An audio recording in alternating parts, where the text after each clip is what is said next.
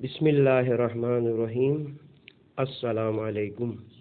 یہ کاشانہ بصیرت کا آڈیو بک سیکشن ہے۔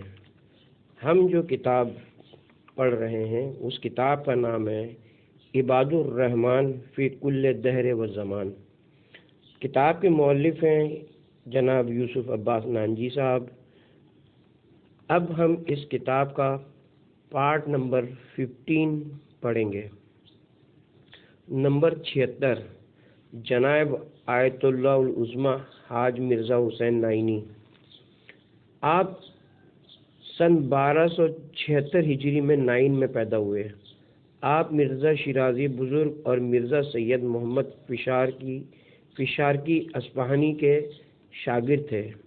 14ویں صدی کے اکابر فقہ میں آپ کا شمار ہوتا ہے۔ عظیم المرتبت مدرس ہونے کے ساتھ ساتھ علم حصول میں آپ کا شہرہ مثالی ہے۔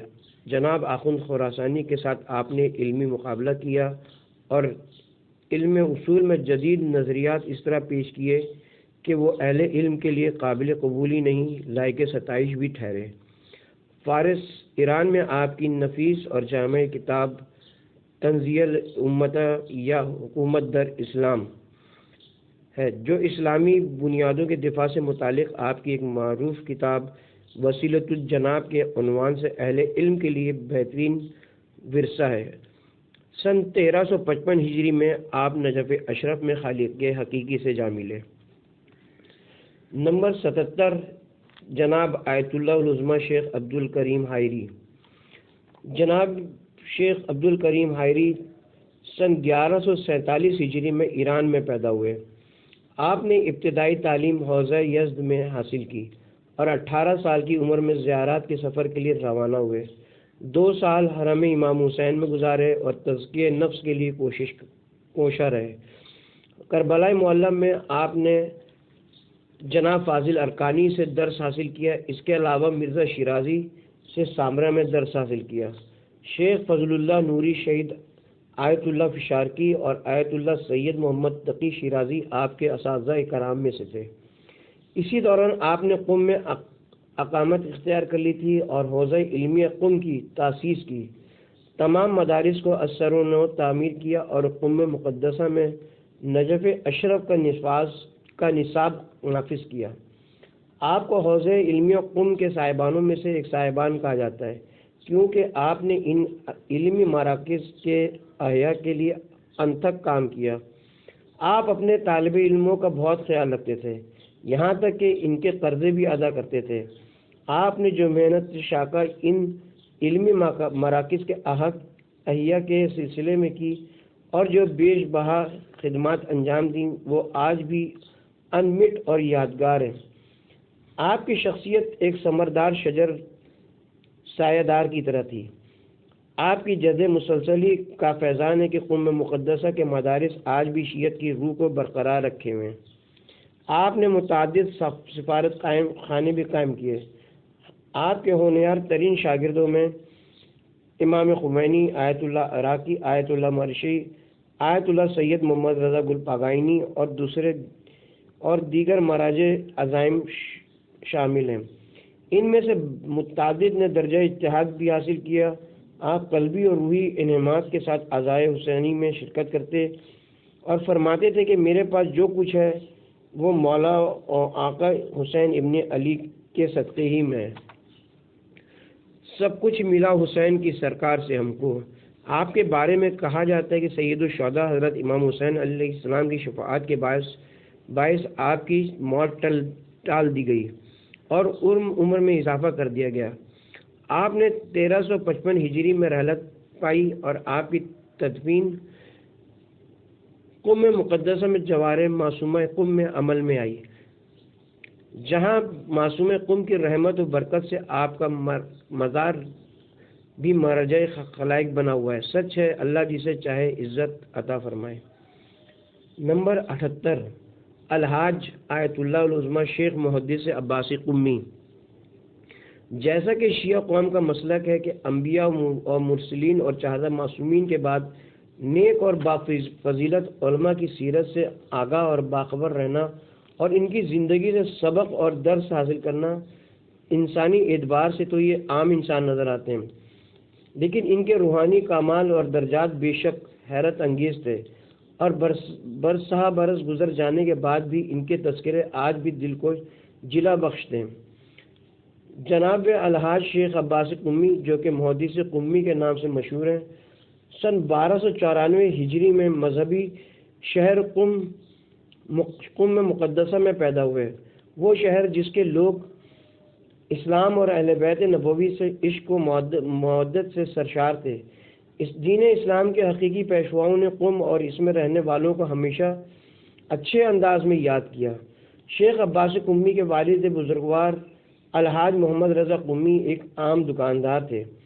وہ عدل و انصاف کا دامن تھامے رہتے تھے۔ قمی لوگ انہیں متقی اور پرہیزگار شخص کے طور پر پہچانتے تھے۔ چونکہ دینی مسائل سے بھی آگاہ تھے، اس لیے لوگ شرعی احکام پوچھنے کے لیے آپ کی خدمت میں حاضر ہوتے تھے۔ شیخ صاحب کی والدہ ماجدہ بھی پرہیزگار خاتون تھیں۔ ان کے متعلق جناب محدث قمی نے کئی مقامات پر اس امر کا اظہار کیا کہ میری کامیابی میں سے اکثر کی وجہ میری والدہ ماجدہ ہیں۔ انہوں نے اس قدر کوششیں کی، مجھے ہمیشہ باوضو دودھ پلایا کرتی تھیں۔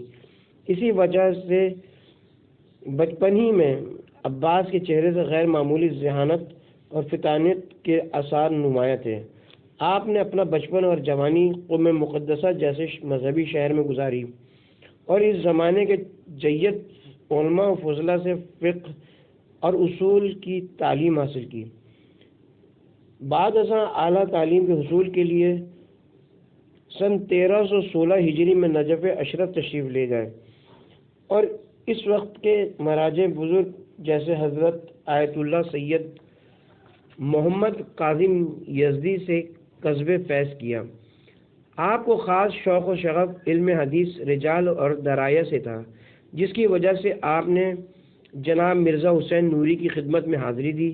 چونکہ وہ اس زمانے میں علم حدیث کے علمبردار تھے، لہذا آپ کا زیادہ تر وقت ان کی خدمت میں حصول علم میں صرف ہوا۔ محدث صاحب احادیث اہل بیت سے آشنا ہو گئے اور اس زمانے میں علم حدیث کے مینار نور کی خدمت میں حدیث شناسی کے مراحل کو بحسن و خوبی طے کر لیا۔ ساتھ ہی دعا و مناجات کے ساتھ آپ کا تعلق بھی مستحکم ہو گیا۔ آپ کو امیر المومنین حضرت علی ابن ابی طالب کی بارگاہ کے ساتھ انس و محبت اور مودت ہو گئی۔ بعد ازاں آپ خانہ کعبہ کی زیارت کے لیے روانہ ہو گئے۔ آپ نے مدینہ منورہ میں معصومین کی روحانیت سے بھی فیض حاصل کیا۔ جناب محدث قمی نے اپنی جوانی کے دوران خود سازی اور اس کی صفات کو اپنا سرنامہ زندگی قرار دیا۔ فضائل اخلاقی اور عمدہ ترین صفات و آداب کے حصول میں کوشاں رہے، یہاں تک کہ اپنے زمانے کے علم اخلاق کے بزرگ معلمین میں آپ کا شمار تھا، اور لوگ آپ کو ایک روحانی اور متقی انسان کے طور پر پہچانتے تھے۔ آپ کے درس اخلاق میں لوگ جوک در جوک آتے تھے۔ آپ انتہائی دبدبے کے زاہد اور تواضع انکساری برتنے والے تھے۔ اس کے ساتھ ہی دعا اور اہل بیت کے ساتھ گہرا تعلق تھا۔ آپ کی تالیفات و تصانیف پر ایک سطحی نگاہ ڈالنے سے معلوم ہو سکتا ہے کہ آپ کو اہل بیت عصمت و طہارت سے اور ان کے آثار کے ساتھ قلبی لگاؤ تھا۔ ہم جانتے ہیں کہ زہد و سادگی دنیا کی ظاہری چمک و دمک سے دوری، رہبران آسمانی اور مکتب محمد و آل محمد سے تربیت یافتہ لوگوں کی ایک واضح ترین صفت ہے۔ محدث قمی جو مکتب ائمہ سے تربیت یافتگان کا ایک واضح نمونہ تھے، ان خصوصیات کے غیر معمولی طور پر حامل تھے۔ وہ اس قدر سادہ زندگی بسر کرتے تھے کہ ان کی زندگی ایک عام عالم دین کی زندگی سے کمتر شمار ہوتی تھی۔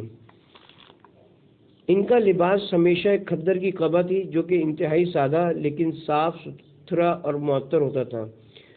شیخ محدث قمی کئی سال گرمی اور سردی ایک لباس میں گزار دیتے تھے اور کبھی کبھی فاخرہ لباس اور تجمل کی فکر میں نہیں رہتے تھے۔ آپ کے متعلق کہا جاتا ہے کہ آپ کے گھر میں ایک چٹائی بچھی تھی، لیکن آپ سہم امام کو کبھی ذاتی استعمال میں نہیں لاتے تھے اور پوری زندگی آپ نے اسی طرح بسر کر دی۔ بافضیلت اور مہذب شخص کبھی بھی اپنے فضائل اپنی زبان سے بیان نہیں کرتا اور ہمیشہ گمنامی کو پسند کرتا ہے۔ جناب محدث قمی اس حقیقت کی عملی تفسیر تھے۔ بقول شاعر، جو اعلیٰ ظرف ہوتے ہیں ہمیشہ جھک کے ملتے ہیں، صراحی سرنگو ہو کر بھرا کرتی ہے پیمانہ۔ آپ اس چیز کو پسند نہیں کرتے تھے کہ کوئی آپ کو پہچانے، لیکن بزرگ علماء کرام جو آپ کے نزدیک تھے وہ آپ کی روحانی عظمت، معنوی مقام کو جانتے تھے۔ معزز قارئین کرام، ذرا غور کریں کہ آج کل سہم امام کا استعمال کس طرح اور کہاں کہاں ہو رہا ہے۔ آج کل کے وکلا اجازہ یافتہ مراجع کو گرام کم از کم 20 لاکھ کی گاڑی میں سفر کرتے ہیں۔ سب کا یہی حال نہیں ہے۔ ہمیشہ کی طرح آج بھی کل بھی کچھ نیک لوگ خدا ترس مراجع علماء کرام اس سے مستثنیٰ ہیں، لیکن بہرحال یہ ایک لمحہ فکریہ ضرور ہے۔ علامہ بزرگوار شیخ آقائے بزرگ تہرانی نجف اشرف میں جناب محدث قمی کے گہرے دوست، ہم درس اور ہم اجرا تھے۔ انہوں نے ان کی عمدہ صفات اور اعلیٰ اخلاقی سپرد کرتاس و قلم کیے ہیں۔ وہ لکھتے ہیں کہ میں نے انہیں انسان کامل اور عالم فاضل کا مصداق پایا ہے، اور میں ایک مدت تک ان کی ہم نشینی سے مانوس رہا اور ہم مزاج ہو گیا، یہاں تک کہ وہ 1332 ہجری میں ایران واپس آ گئے اور تدریس و تعلیم کے تخلیقی کاموں میں مصروف ہو گئے۔ محدث قمی کے زبردست علمی آثار ہیں۔ آپ نے 60 سے زائد جلدوں میں گراں قدر کتابیں تحریر کی۔ تالیفات کی تعداد بھی کثیر ہے اور مختلف موضوعات پر انتہائی دقیق معلومات آپ کی فن تحریر کے سلسلے میں عرقریزی اور جافشانی کی بین دلیل ہے۔ آپ ایک لائق و فائق مصنف ادیب ہونے کے ساتھ ساتھ اپنے زمانے میں بے مثال خطیب اور مقرر بھی تھے۔ آپ کے دروس اخلاق میں لوگ ذوق در ذوق شرکت کرتے تھے۔ آپ کی شورۂ آفاق کتاب مفاد الجناح ہے، جو کہ تقریباً ہر گھر ہر محفل کی زینت ہے۔ پاکستان میں اس کتاب کا ترجمہ مصباح القرآن ٹرسٹ نے شائع کیا ہے، اور خوش قسمتی سے اس کا اردو ترجمہ جناب آیت اللہ حافظ سید ریاض حسین نجفی، رئیس حوزہ علمیہ جامعۃ المنتظر لاہور نے کیا ہے۔ آپ کی تدریسی، تبلیغی اور تحریری خدمات ازہر من شمس ہیں۔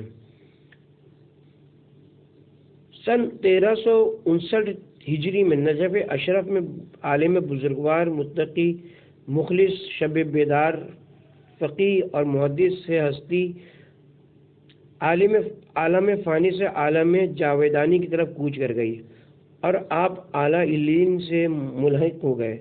آپ کو جوار مولا کائنات، شیر خدا، وسیع رسول حضرت علی ابن ابی طالب نجف اشرف میں آپ کے استاد محترم جناب محدث نوری کے جوار باب قبلہ کی مشرقی جانب تیسرے اعوان میں سپرد خاک کیا گیا۔ آپ کی نماز جنازہ مرجع تقلید حضرت آیت اللہ العظمیٰ سید ابو الحسن اصفہانی نے پڑھائی۔ نمبر 79، حضرت آیت اللہ العظمیٰ خوانساری۔ آپ کا مکمل نام محمد تقی تھا۔ آپ کے والد محترم کا اسم گرامی جناب سید اسد اللہ تھا۔ آپ خوانسار میں پیدا ہوئے۔ ابتدائی تعلیم حاصل کرنے کے بعد حوزہ علمیہ خوانسار میں اپنے علمی سفر کا آغاز کیا۔ بعد ازاں نجف اشرف کے سفر پر روانہ ہو گئے۔ آپ کے والد بزرگوار بھی اپنے وقت کے علماء میں سے تھے۔ آپ نے آیت اللہ خراسانی سے 4 سال تک درس حاصل کیا۔ نیز مرزا آیت اللہ سید محمد کاظم علی یزدی سے کسب فیض کیا۔ آپ کے اساتذہ میں استاد نائینی اور آیت اللہ اصفہانی بھی سیر فہرست ہیں۔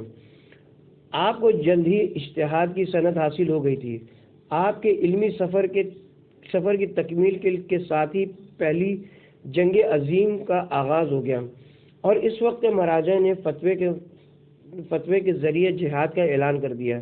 ان میں آیت اللہ سید محمد خادم علی یزدی، آیت اللہ مرزا تقی شیرازی، آیت اللہ سید محسن عقیم، آیت اللہ کاشانی شامل تھے۔ لہذا آپ نے بھی بندوق سنبھالی اور لڑائی میں سرگرم حصہ لیا۔ آپ کو ٹانگ میں گولی بھی لگی، جس کے بعد آپ کو قید کر لیا گیا اور سنگاپور لے جایا گیا، جہاں آپ نے 4 سال انتہائی تکلیف دہ زندگی گزاری۔ رہا ہونے کے بعد آپ نے وطن عزیز کی راہ لی۔ خوانسار آ کر آپ نے کچھ وقت گزارا، بعد ازاں جناب شیخ عبدالکریم حائری کے قیام کردہ حوزہ علمیہ میں شامل ہو گئے۔ شیخ صاحب نے بھی آپ کی قدر کی اور آپ کو اپنے ساتھ شامل کر لیا۔ یہ حوزہ علمیہ عراق میں واقع تھا۔ کچھ عرصے کے بعد علامہ حائری نے آپ کے ساتھ قم مقدس کا سفر اختیار کیا اور وہاں بھی حوزہ علمیہ قائم کرنے کا ارادہ کیا، جس میں آپ کا بھی فعال کردار شامل حال رہا۔ حوزہ علمیہ قائم کرنے کے تھوڑے عرصے بعد شیخ حائری اپنے خالق حقیقی سے جا ملے اور قم مقدسہ کے عوام ایک مرتبہ پھر پریشان ہو گئے۔ اس وقت 3 قابل قدر مراجع تھے، جن کے اسماء گرامی یہ ہیں: آیت اللہ صدر، آیت اللہ حجت اور آیت اللہ خوانساری۔ بہرحال شیخ خوانساری کو شیخ حائری کی جگہ درس کے لیے منتخب کیا گیا اور آپ کی فقہ اور اصول میں دروس کی مقبولیت 4 سو پھیلنے لگی۔ آپ کے ذہین اور ہونہار شاگرد بھی اپنے وقت کے جید مراجع بنے۔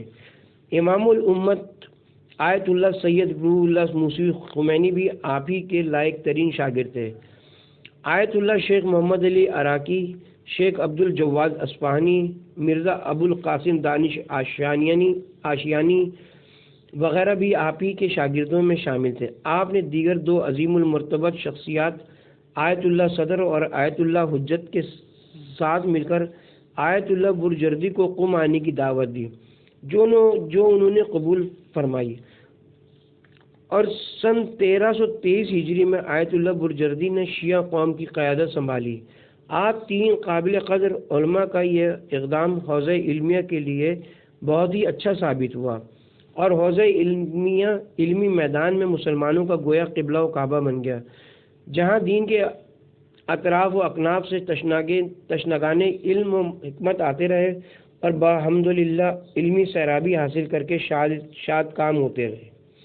آپ 3 مراجع صاحبان کرام نے اپنی عزت و مقبولیت کو ایک کنارے کر کے آیت اللہ برجردی کی روحانی شخصیت کو قم میں قرار واقعی وقت دی اور آیت اللہ برجردی نے بھی زبردست روحانی ولایت کی روشنی فراہم کی۔ سن 1339 ہجری میں آپ نے دیگر علماء کرام کے ساتھ حج کا سفر کیا اور آل سعود کے ظالم حکمران نے آپ کو دعوت دی، جس کو آپ نے قبول نہیں کیا۔ اس کی وجہ مدینہ منورہ میں واقع جنت البقیع پر ظالم آل سعود کے مظالم تھے۔ حج سے واپسی پر آپ نے مدینہ منورہ کا سفر کیا اور اس کے بعد کربلا معلیٰ، سامرا شریف وغیرہ کا سفر کیا۔ بعد ازاں آپ واپس قم مقدسہ پہنچ گئے۔ آپ طلبہ کے حق میں انتہائی شفیق اور غریبوں کے رفیق تھے۔ مظلوموں کا ساتھ دینے کے لیے ہمہ وقت تیار رہتے تھے۔ آیت اللہ کاشانی آپ کے ہم حسر تھے اور آپ ہمیشہ آیت اللہ کاشانی سے مشکل مسائل کے حل کے سلسلے میں مدد حاصل کرتے تھے۔ آیت اللہ جب بھی قم آتے تو اپنے ساتھیوں اور عزیز آیت اللہ خوانساری کی قیامگاہ پر قیام فرماتے۔ آپ کے بارے میں آیت اللہ برجردی فرماتے تھے کہ خوانساری کا ہمیشہ خیال رکھو اور اس کو مت چھوڑو۔ آپ 1371 ہجری میں اپنے مہربان رب کو پیارے ہو گئے۔ قم میں مقدسہ، ایران اور دیگر دنیائے اسلام میں آپ کی رحلت سے غم و اندوہ کا سما پیدا ہو گیا۔ نمبر 80 آیت اللہ العظمیٰ شیخ محمد حسین المعروف کاشف الغطا۔ آپ کا مکمل اسم گرامی محمد حسین ہے۔ کاشف الغطا آپ کا آبائی لقب ہے۔ آپ نے ابتدائی تعلیم حوزہ علمیہ نجف اشرف سے حاصل کی اور حکمت و فلسفہ عرفان تمام علوم پر دسترس حاصل کی۔ بعد ازاں آپ آیت اللہ سید محمد کاظم یزدی کے فقہ کے درس سے خارج میں شریک ہوئے اور بعدہ آیت اللہ اخوند خراسانی کے اصول فقہ کے درس خارج میں شرکت کی اور حوزہ علمیہ نجف اشرف میں درس دینے لگے۔ آپ سید کاظم یزدی کے قابل ترین شاگرد تھے، اور کیوں نہ ہوتے، آپ کے پردادا آیت اللہ شیخ جعفر کاشف الغطا آسمان عراق کے درخشندہ ستارے اور زبردست فقیہ تھے۔ آپ کا لقب کاشف الغطا ہے۔ آپ نے علم حدیث میں جناب شیخ نوری سے کسب فیض کیا۔ آپ کے والد محترم جناب شیخ علی کاشف الغطا بھی مراجع تقلید تھے۔ آپ کے زمانے کے دو دوست حضرت آیت اللہ سید حسن حیدر اور حضرت شیخ آغا بزرگ تہرانی تھے۔ آپ تینوں دوستوں نے آپس میں قسم کھائی کہ اصل شیعت کی تبلیغ کریں گے۔ آپ نے بہت سے اسلامی ممالک کے دورے کیے، یہاں تک کہ کلیسا بھی گئے۔ آپ نے 1914 میں پہلی جنگ عظیم میں حصہ لیا۔ اس وقت شیعہ مراجع نے جہاد کا فتویٰ دیا تھا۔ مرجعیت میں آیت اللہ کاظم یزدی کے بعد آپ ہی کی تقلید کی جاتی تھی۔ جناب محمد جواد مغنیہ آپ کے شاگرد رشید تھے۔ آیت اللہ قاضی طباطبائی بھی آپ ہی کے شاگرد تھے۔ آپ کو بیت المقدس میں ایک کانفرنس میں شرکت کے لیے بلایا گیا۔ فلسطین کے مفتی نے آپ کو عزت و اکرام سے نوازا۔ علامہ محمد اقبال بھی اس کانفرنس میں شریک تھے۔ آپ نے لبنان، شام اور عراق، نجف اشرف، بغداد، تمام ان شہروں کا دورہ کیا جہاں جہاں مسلمان بستے ہیں۔ سن 1371 ہجری میں آپ نے کراچی تشریف لا کر ایک سیمینار میں بھی شرکت کی، تقریر کی، اور اس تقریر کا ترجمہ 7 زبانوں میں ہوا۔ آپ نے لاہور، پشاور، آزاد کشمیر کا دورہ بھی کیا اور علماء اہل سنت کو اتحاد بین المسلمین کی دعوت دی۔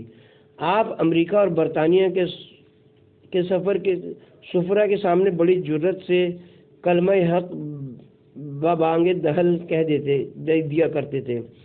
آپ کی ایک اعلیٰ درجے کی کتاب اصل شیعہ و اصولہا 5 بار شائع ہوئی۔ اس کے علاوہ الفردوس الاعلیٰ اور جنت الماوا بھی آپ کی نہایت معروف کتب ہیں۔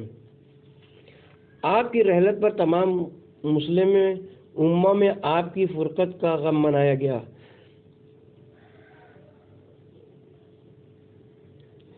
آپ کی تقاریر اور دیگر اجتماعات میں آیت اللہ سید محسن حکیم اور دیگر جید علماء دین شامل ہوتے تھے۔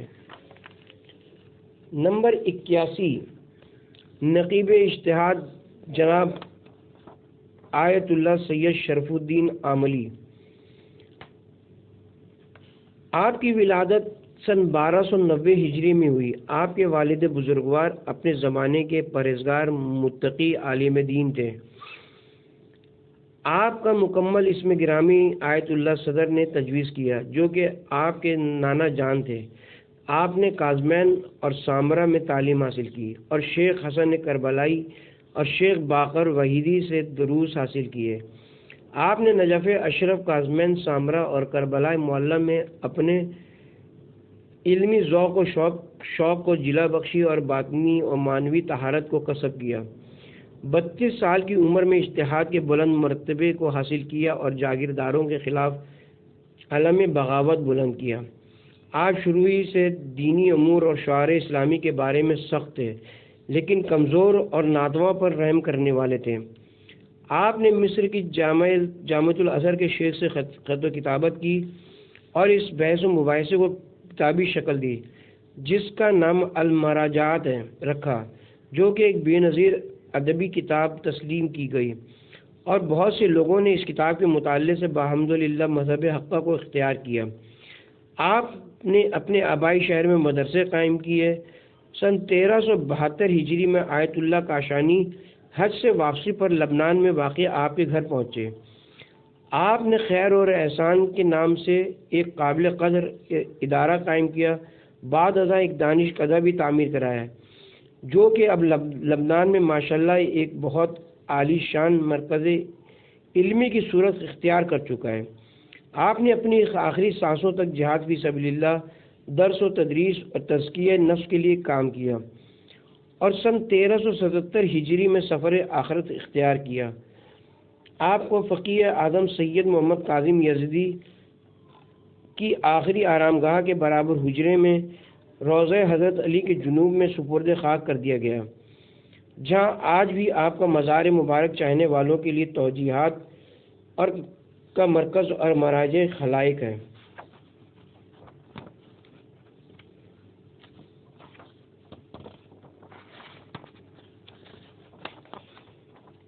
نمبر 82 آیت اللہ العظمی بورجردی۔ آپ کا مکمل اسم گرامی سید حسین بورجردی ہے۔ آپ کے والد محترم کا اسم گرامی جناب سید علی ہے۔ آپ سن 1292 ہجری میں پیدا ہوئے۔ آپ نے ابتدائی تعلیم اصفہان سے حاصل کی اور بعد میں نجف اشرف روانہ ہو گئے، جہاں آپ نے آیت اللہ اخوند خراسانی جناب محسن یزدی سے اپنی علمی اور فقہی پیاس کے حوالے سے آبیاری اور سرابی پائی۔ آپ نے نجف اشرف میں 8 سال میں سند اجتہاد حاصل کر لی۔ اس دوران نجف اشرف میں آپ کی شہرت و مقبولیت میں قابل ذکر اضافہ ہو رہا تھا۔ پھر آپ کو اپنے والد محترم کے پاس بروجرد جانا پڑا، کیونکہ آپ کے والد ماجد علیل تھے۔ آپ کچھ عرصہ بروجرد میں رہے اور والد محترم کی خدمت کے لیے خود کو وقف کر دیا۔ بعد ازاں والد محترم کی رحلت واقع ہو گئی اور اس کے کچھ عرصے بعد آیت اللہ اخوند خراسانی بھی خالق حقیقی سے جا ملے۔ اس المناک موقع پر آپ نے فرمایا کہ میرے لیے وہ والد کی طرح تھے۔ آپ کو ان دونوں اموات کا بہت صدمہ ہوا۔ آپ نے نجف اشرف جانے کا ارادہ وقتی طور پر ملتوی کر دیا اور بروجرد ہی میں اصول اور فقہ کی تعلیم دینے لگے۔ اب آپ کو حجت الاسلام کہا جانے لگا تھا۔ آپ نے آیت اللہ شیخ عبد الکریم حائری کا زمانہ پایا۔ آپ کو ایران میں داخل ہونے سے روکا گیا اور گرفتار کیا گیا، نظر بندی بھی کی گئی، یہاں تک کہ آپ کو عراق جانے سے بھی روکا گیا۔ آپ کے زمانے میں ایران وغیرہ میں بہت زیادہ شورش زدہ حالات تھے۔ انگریز ایران پر قبضہ جمانے کی فکر میں تھے اور روسیوں کے عزائم بھی برے تھے۔ ایسے صورتحال میں آپ نے اپنا کام انتہائی ہوشیاری سے کیا اور لوگوں کو شاہ رضا خان کے ارادوں سے آگاہ کیا۔ اسی دوران آپ علیل ہوئے اور آپ نے قم مقدسہ جانے کا فیصلہ کیا۔ آپ کے اس فیصلے سے قم کے عوام میں خوشی اور مسرت کی لہر دوڑ گئی۔ آپ کے زمانے میں آیت اللہ ابو الحسن اصفہانی اور جناب حاج حسین قمی وقت کے مجتہدین تھے اور ایران میں روحانی تحریک کا دفاع کر رہے تھے۔ آپ نے تمام اسلامی دنیا میں اپنے نمائندے بھیجے اور اسلامی مراکز قائم کیے۔ آپ کو اللہ تعالیٰ کی طرف سے زبردست مدد ملی اور تمام عالم تشیع آپ کے حکم پر عمل کرتا تھا۔ ایران، عراق اور اطراف و اکناف کے تمام شیعہ آپ کے مقلد تھے۔ آپ کو حضرت آیت اللہ ابو الحسن اصفہانی کے بعد شیعت کا مرجع بننے کا نظیم شرف حاصل ہوا۔ آپ نے ایران، عراق، لبنان، افریقہ اور یورپ میں 1000 مساجد قائم کرنے کے لیے مالی مدد فراہم کی۔ آپ کے تقوی اور علمی و فقہی دسترس کا ہر کوئی گواہ تھا اور پورا عالم تشیع آپ سے احکامات دینی و دنیاوی حاصل کرتا تھا۔ کاش کہ ان پر عمل کرنے کی شرح آپ کے اعمال سے تھوڑی بہت بھی مناسبت رکھتی ہو تو آج ہم بہت منظم، طاقتور اور ایرانیوں اور لبنانیوں کی طرح دین و دنیا دونوں میں کامیاب اور سرخرو ہوتے ہیں۔ آپ کی سادگی کا یہ عالم تھا کہ صرف دہی اور کھیرا آپ کی غذا تھی۔ آپ کی عمر 80 برس تھی، لیکن آپ بفضل الہی اینک استعمال نہیں کرتے تھے اور کربلا معلیٰ کی